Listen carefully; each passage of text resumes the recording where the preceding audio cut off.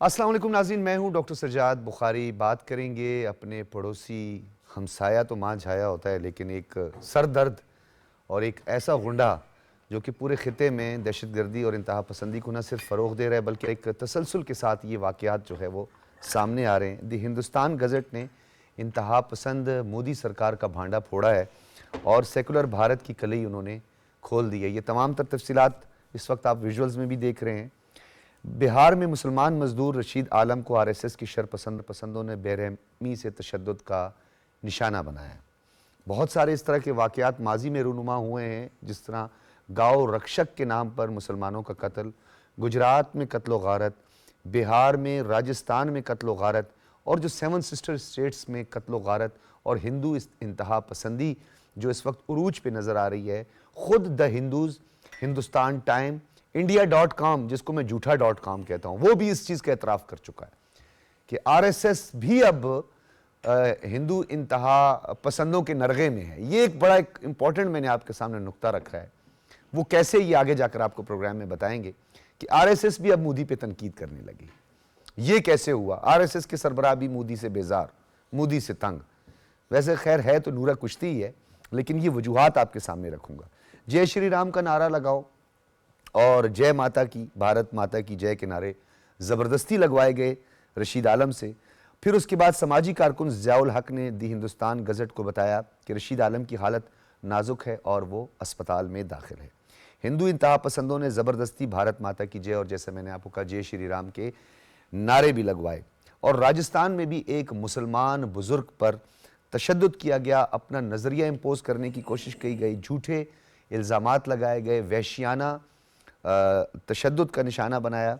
RSS के गुंडों ने मुसलमान शहरी को गाय का गोश्त खाने के इल्ज़ाम में बांग्लादेशी करार देकर सड़क पर घसीटा। ये वही वाक़यात हैं कि जब गाँव रक्षक के नाम पे मुसलमानों के घर फलांगे जाते थे, फ्रिज जब खोली जाती थी तो उसमें गाँव रक्षक का कोई जिक्र नहीं होता था, यानी वहाँ पे कोई गाय का गोश्त नहीं होता था, लेकिन उसे बेरहमाना तशद्दुद का निशाना बनाया जाता था। मकामी लोगों के मुताबिक भी ये वाक़या किसी ज़ाती झगड़े या हादसे का नतीजा नहीं, क्योंकि इसको एक रंग दिया जा रहा है, जैसा कि पूरी की पूरी रियासत को कैप्चर्ड किया हुआ है। जिस तरह राहुल गांधी ने लोकसभा में भी ये बात कही है और उसने एक अजीम शान जलसे में भी ये बात कही है कि तमाम सिंगल इवन के इंस्टीट्यूशंस जो हैं वो भी ज़ेरे अताब हैं, कैप्चर्ड किए हुए आरएसएस की आइडियोलॉजी ने, जो कि भारत के सो कॉल्ड सेकुलर चेहरे को बेनकाब कर रहा है, क्योंकि ये पहले भी सेकुलर स्टेट नहीं थी। कांग्रेस के दौर में भी मुसलमानों की इज्तिमाई कब्रें, कश्मीरियों की इज्तिमाई कब्रें दरियाफ्त हुआ करती थी। उस वक्त भी मुसलमानों पर मजालिम ढाए जाते थे। तो ये सेकुलर स्टेट तो कहीं थी ही नहीं। गांधी के बाद और कत्लो गारत के बाद तो इसका शक्ल ही बिल्कुल हुलियाई मुकम्मल तौर पर बिगड़ गया। इसके अलावा बात करेंगे भारतीय दारुल हुकूमत नई दिल्ली के जवाहरलाल नेहरू यूनिवर्सिटी में भारतीय वज़ीर आज़म नरेंद्र मोदी और वज़ीर दाखिला अमित शाह के खिलाफ तलबा की जानिब से नारेबाजी की गई और ये नारेबाजी का सिलसिला एक तसलसल के साथ जारी है और तमाम इंस्टीट्यूशन में इस आरएसएस की जो आइडियालॉजी ज़बरदस्ती इम्पोज की जा रही है, और जिसका मतलब ये है कि शेव की धरती में सिर्फ वो ब्राह्मण पाक है जो ब्राह्मण आरएसएस की आइडियालॉजी से मुत्तफिक है, बाकी सब नापाक है। शूदर भी नापाक है, दलित भी नापाक है बकौल आरएसएस के। लेकिन इसके खिलाफ आवाज़ें उठ रही हैं और जैसा कि मैंने आपको कहा, एक और रेफरेंस देता हूं कि राहुल गांधी ने कहा कि हमें किसी दुश्मन की ज़रूरत नहीं है, हमारे लिए मोदी ही काफ़ी है। ये वो मोदी है जो आज तक छुपा हुआ है। ये 10 मई के बाद, मार्के हक के बाद किसी बंकर में छुपा हुआ है। ये सामने ही नहीं आता, पूरी दुनिया को अपना मकरू चेहरा नहीं दिखा पा रहा और बार बार 7 राफेल 8 राफेल पूरी दुनिया जो है वो बता रही है कि आपके साथ क्या हुआ था, लेकिन आप अभी तक जो है वो सिंदूर खेल रहे हैं। जबकि हम ये कहते हैं, सिंदूर हम एहतराम करते हैं तमाम मज़ाहिब को और हमें करना भी चाहिए, लेकिन ये सिंदूर नहीं था, ये आपके लिए कलंक का टीका था जिसको आप मिटा नहीं सकेंगे, चाहे आप इसके लिए कुछ भी कर लें। इस पर हम तफसीलन बात करेंगे और प्रोग्राम के दूसरे हिस्से में एक साया माँ छाया जो आजकल हमारे लिए सरदर्द बना हुआ है। हम सायों के उस चुंगल में हैं हम कि जहाँ पर हम पुरअमन हमसायगी की बात करते हैं, हम माशी इनकलाब लाना चाहते हैं, लेकिन अफगानिस्तान में बैठी हुई रजीम जो कि दोहा मुआहदे की सरेन खिलाफ वर्जी कर रही है, उसका मरकज़ी जो नुक्ता था वो था کہ اپنی سرزمین کسی کے خلاف استعمال نہیں ہونے دیں گے. ان کی سرزمین استعمال ہو رہی ہے نہ صرف پاکستان کے خلاف, ایران کے خلاف بھی استعمال ہو رہی ہے, تاجکستان کے خلاف بھی استعمال ہو رہی ہے, ازبکستان تک جو ہے یہ اثرات پہنچ چکے ہیں. یہ ہم نہیں کہہ رہے. افغانستان کے اندر ہاسٹائل انٹیلیجنس ایجنسیز جو ہے ان کا گھر بنا ہوا ہے, مور دین 20, کیونکہ کچھ کم ہوئی, وہ پراکسیز کچھ نکل گئی.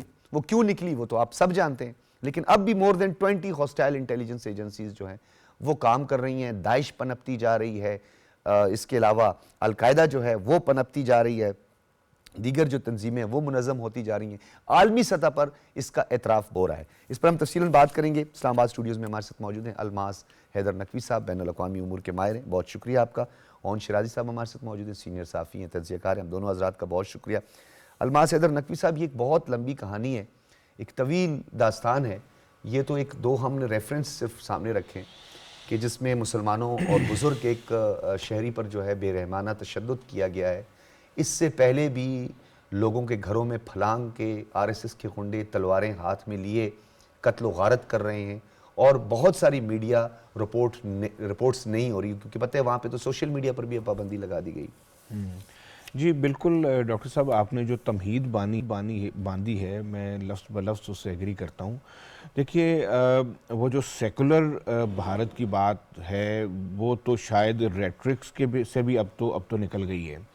ٹھیک ہے, بنیادی طور پہ بھارت ایک ہندو ریاست اس کو بنانے کی کوشش پہلے دن سے کی جا رہی ہے. ٹھیک ہے, جب آپ میجورٹیرین آئیڈیاز کو امپوز کریں گے کسی بھی اسٹیٹ کے اندر تو اس کے اندر جتنی بھی مائنورٹیز ہیں ان کے رائٹس جو ہیں وہ نگیٹ ہوں گے. تو سیکولر آئیڈیا تو یہ ہے کہ ریاست کا کوئی مذہب نہیں ہے, اس میں جتنے بھی گروہ یا جتنے بھی نظریات رکھنے والے لوگ ہیں ان کو ان کے بنیادی حقوق جو ہیں وہ ان کو میسر ہوں گے. تو میں مجموعی طور پہ ہندو جو کلچر ہے وہ جو کہ خود کلاس بیس ہے, جیسے کہ آپ نے بھی ذکر کیا کہ جو حقوق جو ہیں ایک برہمن کو حاصل ہیں وہ شودر کو حاصل نہیں ہیں اس کلچر کے اندر بھی. ٹھیک ہے, تو وہ مساوات کی بات, وہ سب کے حقوق کی بات کہاں پہ کرے گا, کیسے کرے گا؟ تو ہم تو اس سٹرکچر سے ہی متفق نہیں ہیں, یا اس سے ہم توقع ہی نہیں رکھتے کہ وہ کسی بھی اعتبار سے ان بنیادی انسانی حقوق کی یا مساوات کی بات کرے گا. یہ ممکن ہی نہیں ہے. ان کے اوورآل آئیڈیولوجیکل جو سٹرکچر ہے اس کے اندر آپ دیکھیں ان کا جو کلچرل سٹرکچر ہے, تو یہ تو ودن میں نے اس کی آپ کی بات کی. تو دوسرے جو مذاہب سے تعلق رکھنے والے لوگ ہیں وہ کیسے توقع کریں گے کہ ایک ہندو ریاست کی موجودگی میں جو کہ خود کلاس بیس ہے, جہاں پر خود کوئی مساوات کا تصور نہیں ہے, ان کو جو ہے وہ ایسی ریاست کے اندر حقوق میسر ہوں گے. تو یہ تو آبویس ہے, مجھے اس پہ کوئی حیرت نہیں ہے. آپ نے جو یہ کہانی بیان کی ہے یہ تو ان کے ان بلٹ ہے. جو بھی آپ عیسائیوں کی بات کریں وہاں پہ مسلمان ہوں, وہاں پہ کوئی بھی, ہم بین الاقوامی دنیا کی بات کرتے ہیں جو کہ انسانی حقوق کے علمبردار بھی ہیں, چیمپئنز بھی ہیں. انسانی حقوق کونسل کی گو کہ وہ 2 تفصیلی جو رپورٹ سامنے آئی ہیں 40 صفحات پر مشتمل, اسے بھی دنیا نے نظر انداز کر دی ہے. اس وقت بہار کی بات کریں, ایون کہ UP کی بات کریں, راجستھان کی بات کریں, راجستھان میں اس وقت 9.7 مسلم کمیونٹی یہ پرسنٹیج ہے اس کی, اور مور دین 18% جو ہے وہ بہار میں مسلمان آباد ہیں.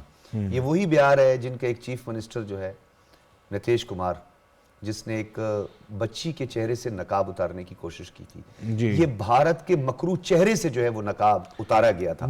تو کیا یہ بین الاقوامی دنیا اس پریسیڈنٹ کو سیٹ کرنا چاہتی ہے, دوسروں کو بھی موقع دینا چاہتی ہے کہ وہ اپنی ریاست کو ریڈیکلائزڈ کر دیں جس طرح یہ ریڈیکلائزیشن ہو رہی ہے؟ دیکھیں, جہاں تک ہم بین الاقوامی برادری کی بات کریں وہ اپنی رپورٹس لکھیں گے, وہ اپنے کامنٹس کریں گے, وہ اپنی ریزولوشنز بھی آئیں گی, UN لیول کے اوپر, ہیومن رائٹس کونسل کے اوپر بھی جو ہے وہ رپورٹس آئیں گی. لیکن ان رپورٹس کا کیا فائدہ کہ جن کے پاس کوئی بائنڈنگ جو ہے وہ کوئی میکنزم موجود نہیں ہے. اگر فرض کریں کہ یو این کی کسی باڈی نے جو ہے وہ یونانیمسلی اس کو ایگری کر لیا کہ یہ ہیومن رائٹس کی وائلیشن کر رہے ہیں, تو وہ اس کو پریونٹ نہیں کر سکتے, وہ اس کو روک نہیں سکتے, ریزن کہ ان کے پاس کوئی ایسا میکنزم نہیں ہے.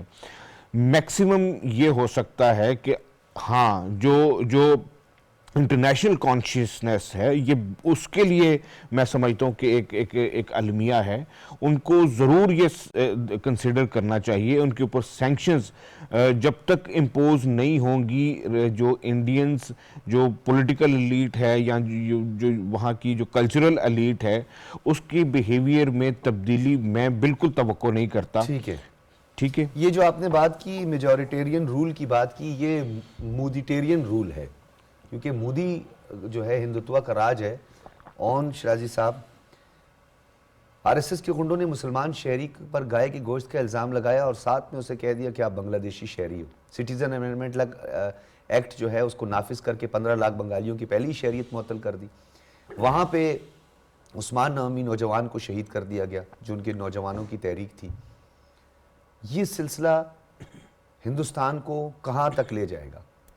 دیکھیں ڈاکٹر صاحب, اگر مجموعی طور پہ دیکھیں اس وقت جو ہندوستان کی صورتحال ہے, پوری دنیا اس حوالے سے بڑی کانشیس ہے, چیخ کے یہ کہہ رہی ہے کہ جس انداز میں ریسنٹ کرسمس کا بھی واقعے ہوئے اور وہاں پہ مسیح لوگوں کے ساتھ جس انداز میں سلوک کیا گیا, تو دنیا اب کانشیس ہو چکی ہے.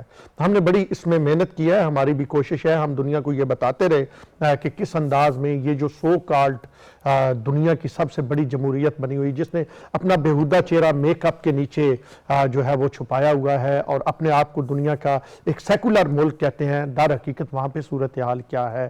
تو اب دنیا کی آنکھیں کھلنا شروع ہو گئی, مختلف رپورٹس آنی شروع ہو گئی اور مختلف اخبارات میں خاص کر کے جو انٹرنیشنل میڈیا ہے, بھارتی میڈیا کو تو یہ آزادی حاصل نہیں ہے, وہاں پہ تو گودی میڈیا ہے, اور جو انٹرنیشنل میڈیا ہے اس نے اب کھل کے یہ بات کرنی شروع کر دی ہے کہ بھارت میں جو اقلیتیں ہیں ان کے ساتھ کیسا سلوک کیا جا رہا ہے. جیسے الماس صاحب کہہ رہے تھے, صرف اقلیتوں کے ساتھ ہی نہیں بلکہ ہندو بھی جو نچلے طبقے کے ہیں ان کے ساتھ بھی اسی طرح کی ڈسکریمنیشن جو ہے وہ پائی جا رہی ہے. اب بنگلہ دیش کا معاملہ جو ہے وہ اب تھوڑا مزید سپیسیفک ہو گیا.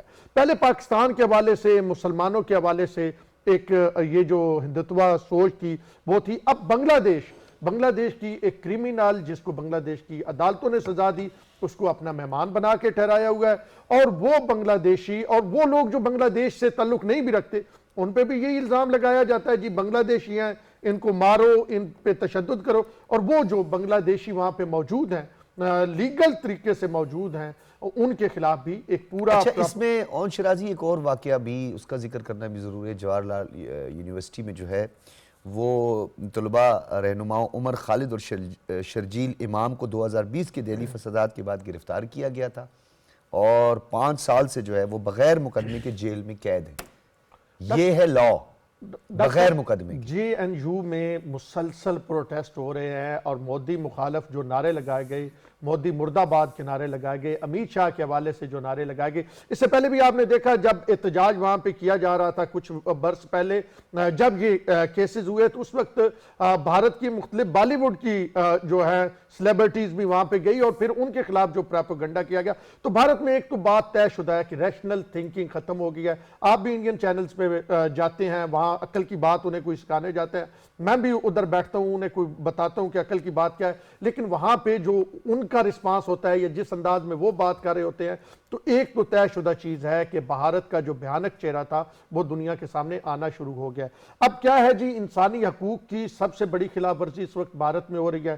کشمیر میں 80 لاکھ لوگوں کی دنیا کی سب سے بڑی جیل بنا کے بیٹھے ہوئے ہیں, اور اب جو سیٹل ایریا ہے, جیسے دلی کی بات کریں, بمبئی کی بات کریں, مہاراشٹرا کی بات کریں, آپ گوا کی بات کریں, جو بڑا مشہور سمجھے جاتے ہیں وہ مقامات, جو تفریح مقامات بھی ہیں, وہاں پہ بھی جس انداز میں یہ ہندوتوا سوچ کا پرچار کیا جا رہا ہے. یہاں پہ انٹرنیشنلی کی اگر ہم بات چاہیں, خواتین کرکٹرز جو ہے ان کو ہراساں کیا جاتا ہے. نیو دہلی میں چلتی ہوئی بس میں ایک خاتون کے ساتھ کیا کچھ ہوا اس کو بھی یہ ڈھانپ لیتے ہیں. یہ دلت خواتین کے ساتھ کیا کرتے ہیں, کس طرح ان کی عصمت دری کرتے ہیں, اس کو بھی چھپا لیا جاتا ہے. نریندر مودی خود کوکین جو ہے اس کا بزنس کرتا رہا ہے اور جس پر ایک ڈی جی پی نے اس کی انویسٹیگیشن کی کوشش کی اس کو مار دیا گیا. ایک کلائمیٹ چینج ایکسپرٹ ہے, وہ بات کر رہی تھی مودی کے لیے, اس کو اٹھا لیا گیا. تو واقعات تو بہت سارے ہیں, لیکن اس مدے کو آگے کون لے کے جائے گا؟ اگر تو سمبولک اتھارٹیز ہیں, یو این ہے, اس کا کونسل ہے, انسانی حقوق کونسل ہے, سیکیورٹی کونسل ہے, اگر یہ سمبولک رول ہوگا تو پھر تو یہ میجورٹیرین رول جو ہے یہ ایکسپینڈ ہوگا, بڑھتا جائے گا. یہ تو دنیا کے لیے خطرہ بنتی جا رہی ہے ریاست. دیکھیں ڈاکٹر صاحب, ظلم جب حد سے بڑھتا ہے تو مٹ جاتا ہے. یہ طے شدہ ہے جس انداز میں بھارت نے بہت ظلم کر لیا, لاکھوں لوگوں کو کشمیر میں شہید کیا, اسی انداز میں اپنے جو اندر ملک کے اندر, یہ تو قابض فوج بیٹھی ہے نا, اپنے ملک کے اندر بھی انہوں نے جس انداز میں اقدامات کیے, جس انداز میں مختلف قسم کے قوانین, کالے قوانین لے کے آئے, اس کے بعد اب دنیا سمجھ رہی ہے. اب دنیا کو بھی میں یہ کہوں گا عقل آنی شروع ہو گئی ہے. میں اگین کہوں گا کہ اگر آپ Washington post, new York Times میں رپورٹس پڑھیں جن کو بار بار بھارت کا فارن آفس جو ہے وہ کہتا ہے کہ جی ہم اس کی تردید کرتے ہیں, خود ہندوستان ٹائمز کہہ رہے, دی ہندو کہہ رہے. یس بالکل. لیکن پرابلم یہ ہے کہ وہاں پہ جو ابھی جو حقائق سامنے لانے والے جرنلسٹ ہیں وہ بڑے کم ہیں, اور جو ہیں ان کو رویش کمار جیسے جو لوگ ہیں ان کو آف ایئر کر دیا گیا. ان کے پاس اب صرف سوشل میڈیا کے علاوہ کوئی دوسرا پلیٹ فارم نہیں ہے. تو مجموعی طور پہ اگر بات کریں تو یہ سوسائٹی جو ہے اب اپنی تباہی کی جانب جو ہے وہ پہنچ چکی ہے, اور آنے والے دنوں میں آپ دیکھیں گے کہ جس انداز میں, اور دیکھیں کہتے ہیں کہ جی میٹ کی بات کرتے ہیں اور پھر گاؤں ماتا, دنیا میں دوسرا بڑا پروڈیوسر ہے بھارت, ایکسپورٹ کرتا ہے, وہ ایکسپورٹ کرتے ہیں, پروڈیوس کر کے ایکسپورٹ کرتے ہیں, اور پھر وہاں پہ وہ جو ان کے سپوکس پرسن ہے بی جے پی کے, وہ کہتے ہیں جی فلاں والی جو ہے وہ گاؤں ماتا ہے, فلاں والی گاؤں جو ہے وہ ماتا نہیں ہے. مطلب یہ ایک ان کی سوچ کی صورتحال ہے. اور اگر آپ دیکھیں ساری اس سینیریو, لیکن ہمارے پاس یہ خبر بھی ہے کہ امت شاہ کو اور جو ان کے دوسرے راج ناتھ سنگھ ہیں ان کو بہت زیادہ بیف پسند ہے. دیکھیں یہ ہمیشہ ان کا یہ ان کے ڈنر میں بڑا اسپیشل, اور یہ خاص طور پہ کچھ گلف کنٹریز میں بھی جاتے ہیں تو یہ ان کا مینیو بھی ہوتا ہے. تو اسی لیے تو کہہ رہے ہیں نا کہ فلاں والی بیف جو ہے وہ ماتا نہیں ہے, وہ راج ناتھ بھی کھا سکتا ہے, وہ امت شاہ بھی کھا سکتا ہے, وہ مودی بھی کھا سکتا ہے, اور فلاں والی جو گاؤں ہے وہ گاؤں ماتا ہے. تو میرے خیال میں سوسائٹی جو ہے خود کنفیوز ہے ان لوگوں کی وجہ سے, کیونکہ یہ لوگ جو ہیں آر ایس ایس والی سوچ ان کی ہے, یہ اس دوسرے لوگوں پہ اس سوچ کو امپوز کرنا چاہتے ہیں جو یقینی طور پہ اس صورت میں سامنے آئے گی کہ مودی کے خلاف ملک بھر میں جس انداز میں جے این یو میں احتجاج ہو رہے ہیں یا دیگر علاقوں میں ہو رہے ہیں, اور 7 سسٹر سٹیٹ میں جس انداز میں احتجاج ہو رہے ہیں, تو آنے والے دنوں میں آپ دیکھیں گے کہ نریندر مودی کے خلاف ایک احتجاج. منی پور تو گیا سر, منی پور تو گیا, الماس صاحب منی پور تو ان کے ہاتھ سے پکا گیا. لداخ کے تھپڑ, لداخ کے اندر جو صورتحال پیدا ہوئی 7 سسٹر, اب یہ جو کسانوں کی تحریک تھی جس طرح انہوں نے ٹریکٹروں سے ان کو کچل دیا, ان کے لیے خندقیں کھودی, کتنے سکھ رہنماؤں کو جو ہے انہوں نے قتل کیا, ہندوستان کے اندر بھی ان پہ ٹریکٹر جو ہے وہ چڑھ دوڑے, کسانوں پر ٹریکٹر چڑھ دوڑے. تو اگر خالصہ بھی بن جاتا ہے, اسی طریقے سے نیکسل موومنٹ بھی جو ہے وہ بھی آگے بڑھ جاتی ہے, 7 سسٹر سٹیٹس بھی. تو میں پھر آج وہی بات دہراؤں گا کہ یہ رادھا صرف ممبئی میں ناچے گی, ان کے ہاتھ میں تو کچھ نہیں رہے گا اگر یہ وہ 2-4% وہ جو برامنز ہیں جن کو رہ کر کہتے ہیں وہ رول کریں گے, اکھنڈ بھارت پہ رول کریں گے. یہ جو بیوقوف بنایا جا رہا ہے لوگوں کو, یہ اس پر ذرا روشنی ڈالیں. سر دیکھیں, میں سمجھتا ہوں کہ سب سے بڑا جو بلنڈر مودی سے یا ہندو انتہا پسندوں سے ہوا ہے وہ جو پہلگام کو بنیاد بنا کر پاکستان کے اوپر جو آپریشن سندور, وہ تندور بن گیا بعد میں, تو وہ میں سمجھتا ہوں کہ سب سے بڑا بلنڈر ہوا ہے ان سے. اس کے بعد جو پاکستان نے مارکہ حق کے ذریعے جو ڈیمیج کیا ہے مودی کو, اور جس زور سے ان کو جواب دیا ہے, میں سمجھتا ہوں کہ انٹرنیشنل لیول کے اوپر انڈیا کا جو امیج ہے وہ بہت بری طرح متاثر ہوا ہے. وہ یونائٹڈ اسٹیٹ سے لے کر کے رشیا جو کہ ان کے کلوزسٹ ایلائی تھے, انہوں نے بھی پہلگام واقعے کی مذمت تو کی, جس کی پاکستان نے بھی مذمت کی, لیکن اس کو ایک جسٹیفائز کاز کے طور پہ ایکسیپٹ نہیں کیا کہ وہ پاکستان کے خلاف جو ہے ایگریشن کرے. تو ان کا جو انٹرنیشنل سٹیچر تھا وہ ہندوستان کو ایک ریجنل پاور اور ایک گریٹ پاور کے طور پہ اپنے آپ کو پروجیکٹ کرنا چاہ رہے تھے، وہ ان کی ایسپریشنز ہمارے مارکہ حق کے ذریعے آپ سمجھ لیں کہ وہ اچھا تو سر، وہ تو مارکہ خواب کا حق کے بعد جب یہ بپھرے ہیں، جی پھر انہوں نے ٹریسول نام کی ایک جوائنٹ ملٹری ایکسرسائزز کی راجستھان اور یہ سرکری کے ایریا میں. جی تو اطلاعات ہم تک یہ پہنچی ہیں کہ ایک تو انہوں نے وہ جو ایئر ٹریفک کنٹرول ہے ان کا، ان کے ساتھ مل کر ایویشن کو بہت بڑا نقصان پہنچایا، بلینز روپے کا، یہ اس کا ذکر بھی نہیں کرتے. دوسرا ان کا وہ میک 21 جو پوری دنیا میں سب سے زیادہ جہاز تباہ ہوئے اور ان کے پائلٹس مرے ہیں، وہ میک 21 تھا. جی اس میک 21 کو بھی انہوں نے استعمال کیا اور ایک آدھ طیارہ بھی لڑک گیا. جی بلکہ سننے میں یہ آیا ان کے طیارے اڑتے اڑتے جو ہے اس کے پرزے بھی نیچے گر جاتے ہیں، لوگوں کے وہاں پہ جو آبادی ہیں ان پر ان کے پرزے بھی گر جاتے شو میں بھی جو آپ نے جی اور دبئی ایئر شو میں ان کے تیجس جو ہے، بس اون شرازی ابھی مجھے ہنسانا نہیں، وہ لوگوں نے تو پتہ نہیں اس کو ڈائپر وائپر بھی پہنایا تھا. یہ پائلٹوں کی جان بھی جھونکے میں ڈال کر ان کو بھیج دیتے ہیں کہ جاؤ جی، وہ پھر سبکی ہوتی ہے پوری دنیا میں.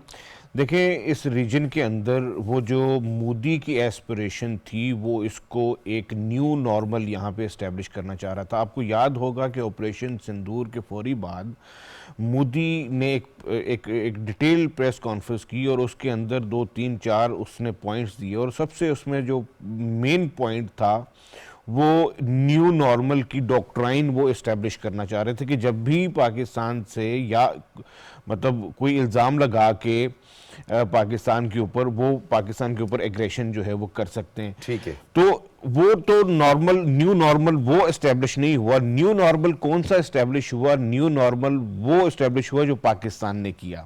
پاکستان کا نیو نارمل کیا ہے کہ جب بھی پاکستان کے اوپر ایگریشن ہوگی تو اس کا رسپانس یہ ہوگا. ہماری اسٹریٹجی بہت کلیئر ہے، کوئڈ پرو کو پلس، یعنی کہ اینٹ کا جواب جو ہے وہ پتھر سے دیں گے. آپ بالکل کسی بھول میں مت رہیے. پاکستان کی طرف سے جو رسپانس ہے وہ ہارڈ رسپانس ہوگا، وہ صرف ریٹرکس نہیں ہے. اون صاحب ذرا کنکلوڈ کیجئے گا، اس سبجیکٹ کو کنکلوڈ کیجئے گا. خیال ہے بڑا واس سبجیکٹ ہے، اس پہ تو بہت کچھ کہا جا سکتا ہے.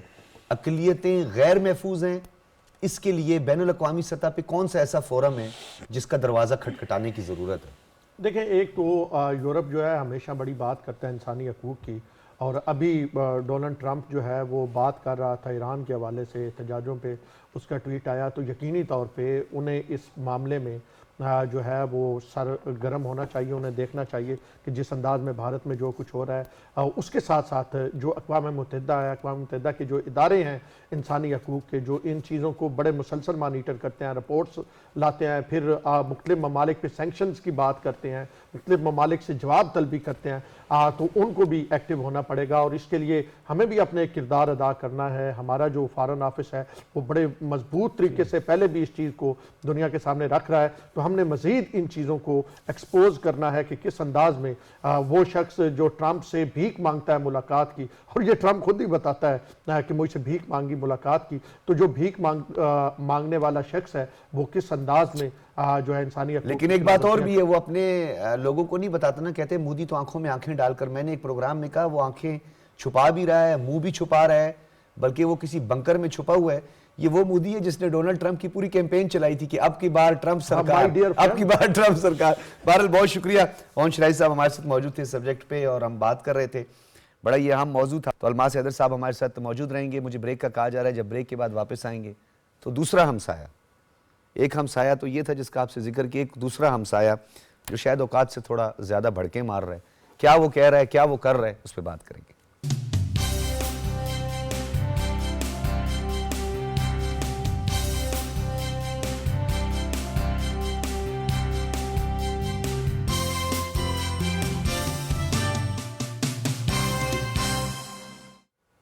ویلکم بیک ناظرین. بات کریں گے پہلے تو ہم اپنے مشرقی ہمسایہ، مغربی ہمسایہ تو میں نے جیسے آپ کو کہا پہلے ماں جایا ہوتا ہے. پاکستان نے وہ تمام تر لوازمات کا بندوبست کیا، تمام تر کوششیں کی، دوحہ میں لا کر فیسلیٹیٹ کیا. خدا را ان کے اکاؤنٹس فریز نہ کرو، خدا را یہ ہمارے ہمسائے ہیں، سرد موسم آ گیا ہے، خدا را پناہ گزینوں کے لیے جو ہے ہمارے اندر سے آوازیں اٹھتی رہی کہ ان پناہ گزینوں کو مزید فلیکسیبلٹی دو. لیکن ہمیں اس بات کا ادراک نہیں تھا کہ وہ ہمارے اندر ہی گھسے ہوئے دہشت گردی کو فروغ دے رہے ہیں. اور وہ جو ہمسایہ جس کو ہم ماں جایا سمجھتے تھے، جن کو ہم نے عزت دی، جن کو ہم نے پیار دیا، جو ہمارے اندر رچ بس گئے آ کر، وہی ہماری جڑوں کو کھوکھلا کرنا شروع کر دیا۔ دوحہ میں ایک معاہدہ ہوا جس کا مرکزی جو نقطہ تھا وہ بے معنی ہو گیا، اور وہ یہ تھا کہ افغانستان کی سرزمین پاکستان کے خلاف بالخصوص استعمال نہیں ہوگی۔ یہ ذبیح اللہ مجاہد نے اپنی پہلی پریس کانفرنس پہ بھی کہا، لیکن اس کے برعکس ہوا۔ ہیبت اللہ صاحب، آپ کی سرزمین تاجکستان کے خلاف بھی استعمال ہو رہی ہے، ازبکستان کے خلاف بھی استعمال ہو رہی ہے۔ ایران کہہ رہا ہے کہ جی ہمارے ہاں دہشت گردی کم ہو گئی ہے جب سے ہم نے ان پناہ گزینوں کو نکال دیا۔ تو اس کا مطلب بڑے واضح طور پر سامنے آ رہا ہے۔ پھر حالیہ جو بین الاقوامی جریدے کہہ رہے ہیں، انہوں نے بھی ان کو ایکسپوز کر دیا ہے۔ اب ایک غزنی کا علاقہ ہے، خیر جو پنشیریوں کے ساتھ جو کچھ ہی کرتے رہے یا جو صورتحال اندر ہے، وہ جو ان کا اپنا جو ایتھنک ایشو ہے اس پہ ہم بعد میں بات کریں گے، لیکن غزنی کا علاقہ، وہاں کے مقامی جو کسان ہیں ان کی زمینوں پہ یہ رجیم اب قبضہ کر رہی ہے، ناجائز قبضہ کر رہی ہے اور اس کو اپنی زمین قرار دے رہی ہے۔ اور طالبان نے اس حوالے سے ٹرانسپورٹ ٹرمینل کی تعمیر کے بہانے لوگوں کی زمینیں قبضے میں لینا شروع کر دی ہے۔ حج صبح سے گفتگو کرتے ہوئے مقامی لوگوں نے کہا کہ یہ زمینیں صدیوں سے مقامی خاندانوں کی ملکیت رہی ہے۔ سرکاری دستاویزات جمع کروانے کے باوجود طالبان حکام نے کوئی قانونی جائزہ نہیں لیا۔ متاثرین کی دعائیاں ہیں، خواتین کی حجاب کی بات کریں، خواتین کی تعلیم کی بات کریں، خواتین کا جو انٹرنیشنلی اور نیشنلی جو کنٹریبیوشن ہے اس کی بات کریں، اس پر طالبان ایک مجرمانہ خاموشی اختیار کیے ہوئے ہیں۔ نام یہ لیتے ہیں ملا عمر کی آئیڈیالوجی کا، اور ہیبت اللہ صاحب نے جو ہے وہ اپنی ایک آئیڈیالوجی انٹروڈیوس کروا دی ہے کہ جائیں جناب کافروں کے ساتھ بھی بیٹھیں، جائیں آپ ان کے ساتھ مل کر مسلمانوں پر حملے بھی کریں، اور پھر جو ہے گیدڑ بھبکیاں بھی شروع کر دی ہیں۔ سوری ٹو سے کیا پدی کا شوربہ، کہ وہ یہ کہتے ہیں کہ جناب ہم پاکستان پر مل کر حملہ کر دیں گے۔ تو D G I S P R نے بھی کل جواب دے دیا۔ جی سر الماس صاحب، یہ جو صورتحال آپ دیکھ رہے ہیں، یہ جو افغانستان ناروا سلوک پہ قبضے، 20 سے زیادہ ہاسٹائل انٹیلیجنس ایجنسیز کو فیسلیٹیٹ پنپنا، یہ کہاں جا رہے ہیں ہم؟ سر دیکھیے بہت، اور بلکہ میں یہاں آپ کو روکتا ہوں، آپ اس پہ مزید تفصیلاً بات کیجئے گا۔ عارف ظفر منصوری صاحب ہیں، تجزیہ کار ہیں، آپ نے ہمیں جوائن کیا ہے، آپ کا بھی بہت بہت شکریہ۔ جی سر۔ جی دیکھیے میں یہ سمجھتا ہوں کہ پاکستان نے ہمیشہ سے، افغانستان جو ہے وہ آپ کو پتہ ہے کہ ایک وار ریڈن ریجن رہا ہے، اور یہ کسی سے ڈھکی چھپی بات نہیں ہے۔ پاکستان نے جو طالبان تھے ان کو ہمیشہ سپورٹ کیا، ٹھیک ہے۔ آپ کے سامنے دوحہ جو پروسیس ہے وہ سارا، وہ پاکستان اس کا ایک اہم حصہ تھا، بالکل ٹھیک ہے۔ اور اپنے ہمسائیگی کے حوالے سے جو بھی کردار پاکستان نے ادا کیا وہ سب کے سامنے ہے۔ پناہ گزینوں کو یہاں پر جو ہے وہ پناہ دی ہے، فائنینشلی بہت زیادہ سر میں تھوڑا سا اس میں اضافہ کرتا ہے۔ ہوں، ابھی جو سہ فریقی اجلاس بھی ہوا تھا، ریسنٹ جو ہوا تھا ان معاملات سے پہلے، چائنا، پاکستان اور افغانستان، اس میں بھی یہ معاملات طے پا گئے تھے، لیکن وہ منافقت کی گئی، اس میں جو باتیں ہوئی تھی اس کو نظر انداز کیا گیا۔ سر دو تین چیزیں ہیں، دیکھیں، یا تو افغان سرپرستی میں جو کچھ ہو رہا ہے ریجن کے اندر، یعنی کہ وہ جو دوحہ ایگریمنٹ کی جو وائلیشن ہے، یہ وائلیشنز پولیٹیکل سپورٹ سے ہو رہی ہے۔ دوسری بات یہ ہے کہ اگر پولیٹیکل سپورٹ نہیں ہے تو دوسری بات یہ ہے کہ اس کا مطلب ہے کہ ان کا افغان سرزمین کے اوپر کنٹرول نہیں ہے، وہ جو فیکشنز وہاں پہ موجود ہیں وہ از خود کارروائیاں کر رہے ہیں۔ تو دونوں صورتوں کے اندر یہ افغان رجیم کے لیے میں سمجھتا ہوں کہ ان کے حق میں نہیں ہے، ان کے فائدے میں نہیں ہے۔ اگر آپ ریجن کے اندر آئسولیٹ ہو جائیں گے، 1990s کے اندر تو 2-3 ملکوں نے ریکگنائز کر لیے تھی جو افغان رجیم کو، لیکن ابھی صرف رشیا نے جو ہے وہ ایکسیپٹ کیا ہے، لیکن وہ بھی کسی بھی صورت میں وسطی ایشیائی ریاستوں کے اندر دہشت گردی کو قبول کرنے کے لیے سر انہوں نے اسی تیار حوالے سے نہیں 2 ہے۔ بڑے اہم سمٹ بلائے ہیں، جس میں ہندوستان ایک میں تو فرار بھی ہو گیا تھا امریکہ کے کہنے پہ، آپ کو یاد ہوگا، جی جی، داعش کو لے کر، داعش کو لے کر، چلیں بالکل۔ عارف ظفر صاحب آپ کی طرف آتے ہیں۔ سر یہ بتائیے گا کہ یہ جو دوحہ معاہدہ جو ابھی ہمیں بے معنی ہوتا ہوا نظر آ رہا ہے، یہ کون سی شریعہ ہے، یہ کون سی جو آئیڈیالوجی ہے جس میں آپ ہمارے ایک دشمن جو کہ مذہبی طور پر گو کہ ہم اس بنیاد پہ کبھی بات نہیں کرتے، وہ اس کو بنیاد بناتے ہیں اور کہتے ہیں کہ جی ہم ان کے ساتھ مل کر ہم پاکستان میں حملہ آور ہو جائیں گے. ان لوگوں کو سپورٹ کیا جاتا ہے جو ہمارے مدارس میں ہمارے نہتے بچوں پر حملہ آور ہوتے ہیں. یہ کس نہج تک پہنچا دیں گے سر افغانستان کو؟ بہت شکریہ ڈاکٹر سجاد، آپ کا سوال بہت اچھا سوال ہے. یہ دوحہ ایگریمنٹ جو تھا، جو کہ افغانستان سے امریکن افواج کے انخلاء کا پہلا اسٹیپ تھا، وہ 2020 میں یہ دوحہ معاہدہ ہوا قطر میں، اور اس کی جو 4 شقوں میں جو پہلی شق تھی وہ یہ تھی، پہلا نقطہ جو تھا اس معاہدے کا جو کہ افغانستان نے قبول کیا، وہ یہ تھا کہ افغانستان اپنی سرزمین کو کسی دہشت گردی کے لیے استعمال نہیں ہونے دے گا. بالکل. جو پہلا ہی اس معاہدے کا جو پہلا ہی شق ہے، وہ ہی جو ہے افغانستان نے اب تک اس کو جو ہے وہ آنر نہیں کیا. ابھی تک جو ہے اس کی خلاف ورزی جو ہے وہ ہوتی آ رہی ہے، جس کی وجہ سے کہ پاکستان نے بالآخر جو ہے وہ ان کو نہ صرف یہ کہ افغانیوں کے انخلاء کا جو ہے وہ کیا، 2023 میں ہم نے جو ہے وہ پلان جو ہے وہ کیا جو کہ IFRP کہلاتا ہے، انلیگل فارنرز ریپیٹریشن پلان، اور اس کے علاوہ ہم نے جو ہے وہ اپنی بارڈرز بھی بند کر دیں، کیونکہ ان کی جو طرف سے جو جارحانہ اقدامات ہو رہے ہیں، جو ٹیررزم ہو رہی ہے، وہ دوحہ جو معاہدہ ہے اس کی قطعی خلاف ورزی. میں یہ کہنا چاہوں گا ڈاکٹر سجاد کہ افغانستان اس وقت ایک گہرے انتظامی اور انسانی بحران کی زد میں ہے. بالکل. غزنی میں کسانوں کی زمینوں پر حالیہ قبضے اور ٹرانسپورٹ ٹرمینل کے نام پر موروثی جائیدادوں کی پامالی نے طالبان کے اس دعوے کی قلعی کھول دی ہے کہ وہ اسلامی انصاف کا نظام لا رہے ہیں.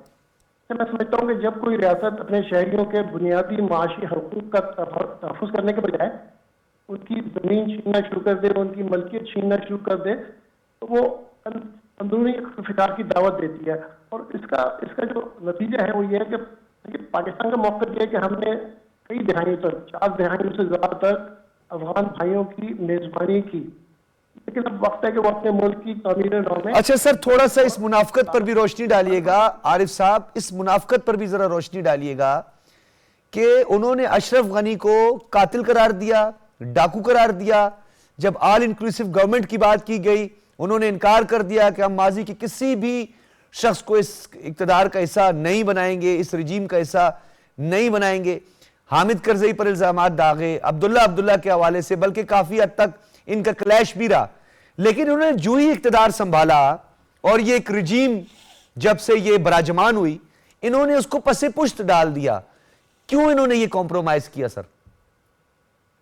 دیکھیے، آپ کی بات بالکل صحیح ہے. جو اصل میں جو ان کی جو گورنمنٹ ہے، جو کابل میں جو ان کی ہے، میں سمجھتا ہوں کہ اس کا اثر و رسوخ کم ہے بجائے قندھار کے جو عبداللہ صاحب جو ہیں وہاں پر جو وہ ان کا جو اثر ہے افغانستان کی پالیٹکس پہ وہ کہیں زیادہ ہے، اور ان کے جو ایجنڈا ہے وہ میرے خیال میں اس وقت وہاں پہ افغانستان میں پریویل کر رہا ہے، اور وہ ایجنڈا جو ہے وہ یقیناً ان کو اس کی بڑی بھاری سزا جو ہے وہ ملے گی ان کو. عارف صاحب، یہ بھی بتائیے گا، ملا یعقوب کے اسٹیٹمنٹس کو دیکھ لیں یا جو ہم تک جو ہے ذرائع سے جو خبریں موصول ہو رہی ہیں کہ ملا عمر کی آئیڈیالوجی کے برخلاف جو ہے یہ تمام تر ہیبت اللہ جو ہے وہ کام کر رہے ہیں، اس میں کتنی صداقت ہے؟ میں سمجھتا ہوں کہ یہ بات صحیح ہے، کیونکہ ان کی آئیڈیالوجی جو ہے وہ میرے خیال میں اس کو افغانستان جو ہے وہ اقوام عالم میں اس کو اور مزید تنہا کر دے گی. ان کے جو خیالات ہیں آپ جانتے ہیں، جو خواتین کے حوالے سے لے کے اور باقی جو وہ ایک ایکسٹریمسٹ ویو رکھتے ہیں، اور وہ افغانستان کے میں سمجھتا ہوں کہ حق میں نہیں ہے، اور اس سے افغانستان جو ہے مزید دنیا میں تنہا ہو جائے گا. آلریڈی جو ہے وہ افغانستان کو بہت مشکل سے کہیں سے سپورٹ مل رہی ہے، اور افغانستان کو یہ بھی سمجھنا چاہیے کہ اس کو اپنے دوستوں میں اور دشمنوں میں تمیز کرنی چاہیے. افغانستان کی حالیہ جو یہ ٹیررزم کا سپورٹ ہے، جس طرح ابھی انہوں نے بھی کہا کہ یہ نہیں پتا کہ وہ اس کو کنٹرول نہیں کر پا رہے یا جان بوجھ کے کوئی پولیٹیکل ریزن کی وجہ سے یہ اپنا جو ٹیررزم جو وہاں پہ 20 کے قریب گروپس ہیں ٹیررسٹ جن کو وہ انہوں نے کھلی چھٹی دے رکھی ہے کہ وہ پاکستان پہ حملہ کریں، اور انہی وجوہات کی بنا پہ ایران نے بھی اور تاجکستان نے بھی ان کے ساتھ اپنے تعلقات جو ہیں وہ مطلب وہ ان میں جو ہے وہ تناؤ آیا ہے. ٹھیک ہے. تو یہ جو ان کا یہ کنٹرول نہ کر پانے کا جو سبب ہے اس کا نہیں مجھے پتا کہ وہ کیوں نہیں کر پا رہے. جس طرح انہوں نے عرض کیا کہ جناب یا تو یہ کہ یہ ان سے کنٹرول نہیں ہو رہا، اگر وہ کنٹرول نہیں ہو رہا تو وہ تو پھر بڑا آسان کام ہے، وہ پاکستان سے درخواست کریں کہ پاکستان ان کی ہیلپ کرے اگر وہ ان کی نیت اس کو کنٹرول کرنے کی ہے. اچھا، یہ جو آپ نے بات کی ہے، یہ جو آپ بات کر رہے ہیں، یہ آپ نے بڑا ایک امپورٹنٹ جو ہے نقطہ اٹھایا ہے. میں اس کو عارف صاحب آگے بھی بڑھاؤں گا کیونکہ آپ نے دیگر ہمسایوں کے کنسرنز کا ذکر بھی کیا ہے. تو ایران کی جو وزارت داخلہ ہے اس کے حالیہ بیان سے بھی بہت سارے معاملات کھل کے الماس صاحب سامنے آئے ہیں کہ غیر قانونی جو افغان باشندے ہیں ان کے جانے کے بعد کوئی 15 لاکھ کی تعداد ہے. پہلے انہوں نے جن کو 50 لاکھ تو ٹوٹل تھے، اب 15 لاکھ جو ہیں وہ 16 لاکھ کے قریب حالیہ ایک پروگرام کے تحت ان کو وہاں سے نکال دیا گیا ہے. 30% تہران اور دیگر علاقوں میں بالخصوص جو ہے وہ جو کرائم ہیں اور جرائم ہیں ان کی وارداتوں میں کمی آئی ہے. اور یہ امو نیوز کے رپورٹ کے مطابق 50 لاکھ جو افغانی باشندے اس میں 15 لاکھ کو واپس بھیجا جا چکا ہے. جی بالکل، میں سمجھتا ہوں کہ اس کے پیچھے اگر دیکھیں ہسٹوریکل ریزنز ہیں. افغان کی کوئی منظم اکانومی نہیں ہے. اگر آپ دیکھیں نا ان کا مطلب پورا ہسٹوریکل اور اکنامک سٹرکچر تو وہ تو ڈسٹیبلرائز رہا ہے.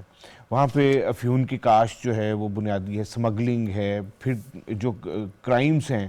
ٹھیک ہے، اب جو پاکستان کے اندر بھی جو افغانز آئے اور جیسے کہ آپ نے ایران کی رپورٹ کا بھی ذکر کیا تو یقیناً مطلب ایک ایلیمنٹ موجود ہے اس کے اندر کہ یہ افغان جو ہے وہ اس کے اندر ملوث ہیں.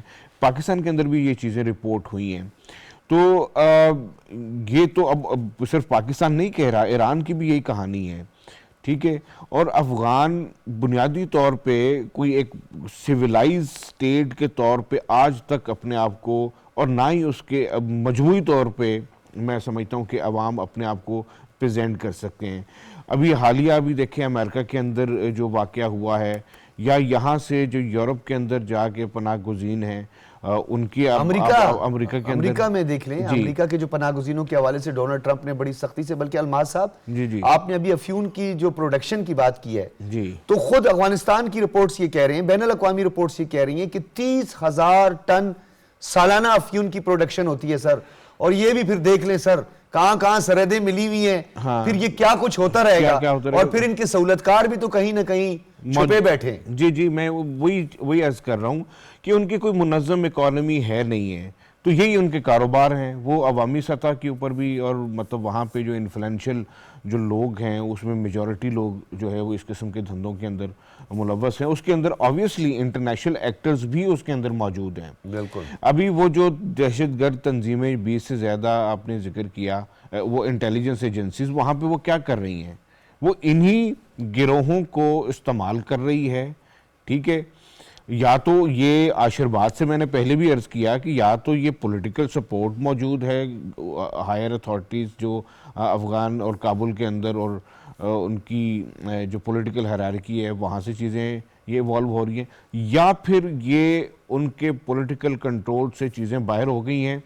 اور اس کے لیے جیسے انہوں نے ذکر کیا کہ پاکستان سے درخواست کریں گے تاکہ، یا انٹرنیشنل کمیونٹی کو اس کے اندر انوالو کریں گے. دیکھیں جی ہم تو ان کو کنٹرول کرنا چاہتے ہیں لیکن یہ ہمارے کنٹرول سے باہر ہے، یا تو پھر اس کے اوپر آ جائیں. تو یہ میری جو ہے اس کے اوپر بہت اچھا سر، کنٹرول کے حوالے سے ماضی کی کچھ بیانات ہمیں بھی یاد ہیں. یہ جو جوائنٹ اسٹریٹجی ہے اس کی کتنی ضرورت ہے اس وقت؟ اشد اس کو ضرورت سمجھا جا رہا ہے. مبصرین یہ سمجھتے ہیں کہ فی الفور اگر اس مسئلے کا حل تلاش نہ کیا گیا تو یہ تو دہشت گردی اور انتہا پسندی کو فروغ دینے کے مترادف ہوگا. بالکل، میں سمجھتا ہوں کہ یہ ایک ملک کا مسئلہ نہیں ہے، اس کی کراس بارڈر جو ہے وہ لنکیجز موجود ہیں. جب تک ہم ایک ریجنل جو ہے وہ میکنزم ڈیولپ نہیں کریں گے. بائی دا وے جو شنگھائی تعاون تنظیم کا ایک سٹرکچر موجود ہے، ریجنل اینٹی ٹیررسٹ سٹرکچر، اس وقت پاکستان کے پاس اس کی چیئر بھی ہے.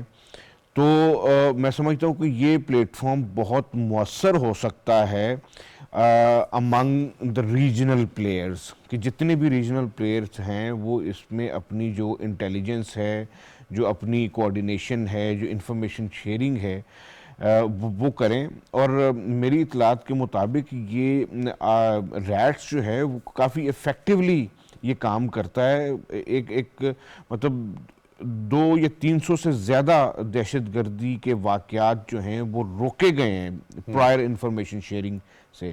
تو یہ ایک میکینزم آلریڈی موجود ہے، اس کو ہمیں یوٹیلائز کرنا چاہیے. اس کے اندر سینٹرل ایشینز بھی موجود ہیں، رشیا بھی ہے، چائنا بھی ہے، ایران بھی اس کا حصہ ہے، پاکستان بھی اس کا حصہ ہے. اچھا، میں عارف ظفر صاحب آپ کی طرف آؤں گا. یہ بتائیے گا سر، یہ جو ایران اور اسرائیل کا جو حالیہ کشیدگی تھی، اس کے بعد بہت ساری چیزیں سامنے آئی، کس طریقے سے جاسوسی میں لوگ ملوث پائے گئے. روزانہ کی بنیاد پر ایران 400 لوگوں کو بے دخل کر رہا ہے اور ان کو سرحد پار روانہ کیا جا رہا ہے. یہ تمام ہمسائے جو ہیں ان کے لیے ایک خطرہ بن گیا. کیا کوئی ہمیں ایک جوائنٹ اسٹریٹجی بنانی پڑے گی اس کے لیے؟ کیا یہ تجویز بھی کچھ عالمی مبصرین کی سامنے آئی ہے؟ یہ ٹھیک ہے؟ جو ایران کی اسرائیل سے تقریباً 12 روز کی جنگ ہوئی تھی جون میں جی، اس کے بعد ایران نے یہ اناؤنس کیا، یہ الزام عائد کیا کہ جو افغانی باشندے وہاں پر ہیں ایران میں وہ اسپیناج میں ملوث تھے، وہ یہ اسرائیل کے لیے جاسوسی کر رہے تھے. اور اس کے بعد جیسے آپ نے دیکھا کہ 2025 میں ایران نے تقریباً 15 لاکھ یا 1.5 ملین ایرانی جو ہیں ان کو جو ہے وہ ایران سے نکال دیا ہے. افغانیوں کو. بالکل. یہ جو ہے یہ یقیناً ایک بہت بڑا لمحہ فکریہ ہے، اور یہ جو واقعات ہیں یہ مطلب انڈیکیٹ کرتے ہیں کہ افغان جو مہاجرین ہیں وہ یقیناً ایک کافی بڑا مسئلہ کریٹ کر رہے ہیں تمام نیبرز کے لیے. اور یہاں تک کہ امریکہ نے بھی جو ہے ان کی ابھی امیگریشن جو ہے وہ روک دیا ہے. آپ کو جیسے پتہ ہے کہ یہاں پہ ایک انسیڈنس ہوا تھا واشنگٹن ڈی سی میں، اور اس کی بنیاد پر امریکہ نے جو افغانی تھے جو کہ بیسیکلی اس طرح پولیٹیکل اسائلم جن کا کہ ہونا تھا ان کا وہ روک دیا. تو یہ جو صورتحال ہے حسین تشویشناک ہے، اور میرے خیال میں اچھا، میں سر آپ کی موجودگی کا فائدہ اٹھاتے ہوئے عارف صاحب تاریخ کے تناظر میں اگر تھوڑی سی اس پہ ہم روشنی ڈال دیں کہ ہمارا ایشو افغانستان کے یا افغانیوں کے ساتھ نہیں ہے. ہم ان سے محبت کرتے ہیں. وہ شرعی اعتبار سے اگر ہم بات کریں، کلچر کے حساب سے ہماری بات کریں، ہمارے ایک دوسرے کے ساتھ ریلیشنز ہیں، رشتہ داریاں بھی ہیں سرحد پہ لوگوں کی. ہم اس رجیم کی بات کر رہے ہیں جو افغانستان اور پاکستان کے درمیان ایک بہت بڑی دراڑ پیدا کر رہی ہے. اس کو سر ذرا تاریخ کے تناظر میں بتائیے سر. دیکھیں، آپ نے بالکل صحیح فرمایا. ہمیں افغانیوں سے جو ہے وہ یقیناً کوئی مسئلہ نہیں ہے، وہ ہمارے بھائی ہیں. لیکن جو کہ ان کی گورنمنٹ ہے اور جو اس کی پالیسیز ہیں ان سے ہمیں سخت اختلاف ہے، اور وہ ہمارے لیے بہت تشویش کا باعث بھی ہیں. دیکھیں، ہمارا اختلاف تو افغانستان سے شروع ہوتا ہے ڈورینڈ لائن سے، جس کو کہ وہ 1893 میں ڈیسائیڈ ہوئی تھی. ہم نے اس کا کچھ نہیں کیا، لیکن افغانستان کی گورنمنٹ نے ڈورینڈ لائن کو آج تک کبھی جو 2006 عارف صاحب یہی تو مسئلہ ہے. امیر عبد الرحمان کا ہمارے ساتھ کیا لینا دینا؟ امیر عبد الرحمان کے خود جو ہے پھر کابل کنونشن کے ساتھ ہمارا کیا لینا دینا؟ جو ڈیورنڈ لائن کو ہم نے تو یہ لکیر نہیں کھینچی تھی، سر ڈیورنڈ کی لکیر ہے جو ان کی مرضی سے کھینچی گئی تھی. ہاں اچھا، مگر سجاد ڈاکٹر صاحب میں ایک آپ سے یہ بھی عرض کروں کہ افغانستان وہ واحد ملک تھا جب 1947 میں یو این میں جب پاکستان کو ایکسیپٹ کرنے کا معاملہ آیا تو افغانستان پہلا ملک تھا اور واحد ملک تھا جس نے کہ پاکستان کو ایکسیپٹ نہیں کیا. تو یہ جو معاملات ہیں جو ان افغانستانی گورنمنٹ کے جو ہمارے ساتھ معاملات ہیں، ہم تو آپ کو جیسے پتا ہے کہ جب 1939 میں جب یہ سوویت رشیا نے افغانستان پہ حملہ کیا تو ہم نے ان کی آپ کو یاد ہوگا کہ ہم نے 6 ملین افغانی ریفیوجیز جو ہیں ہم نے ان کو اوپن آرم سے ایکسیپٹ کیا، اور یہ اس وقت ریفیوجیز کا سب سے بڑا مسئلہ تھا. مطلب اتنے بڑے ریفیوجی کسی اس زمانے میں اتنی بڑی تعداد میں سر ان کا سابق صدر حامد کرزئی جو تھا یہ بھی اسی کیمپ سے نکلا تھا سر. اور کوئٹہ کا ایک علاقہ ہے سیٹلائٹ ٹاؤن, وہاں پہ پھر اس کا بعد میں علی شان ایک گھر بھی ہم نے دیکھا. اس کے وہ جو کیمپ تھا پناہ گزین کیمپ, اس کی تصاویر آج تک جو ہے موجود ہیں. بالکل ایسا ہی ہے.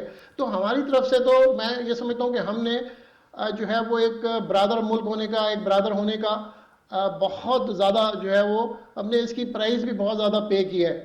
آپ کو پتہ ہی ہے کہ جو وار آن ٹیررزم ہے اور یہ سارا جو پچھلے 4 دہائیوں میں ہوا ہے, پاکستان از دا بگیسٹ جس کو سب سے زیادہ نقصان جو ہوا ہے اس میں جانی مالی, ہماری معیشت تباہ ہو گئی, ہماری جانیں اتنی اس میں تباہ ہوئیں.